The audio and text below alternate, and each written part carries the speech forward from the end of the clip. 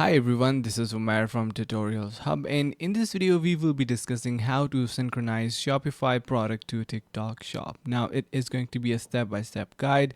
Do not forget to skip any of single step. Also make sure to head over to the link in the description of this video using which you can now support to this channel. So it is going to be a huge help if you actually do that. Now the first thing is install TikTok sales channel app.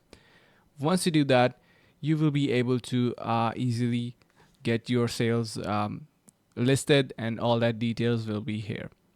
After that, you are going to be connecting TikTok shop to your Shopify store and then select the products to synchronize. So from that list, you can easily do that and synchronize your shop to your Shopify store. After that, select the products to sync and set pricing and inventory options.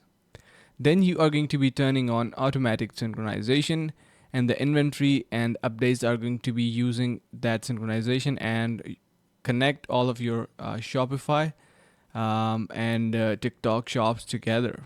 And once you do, you can simply test your product listing and updates. And yeah, so basically that's how easily you can get that done.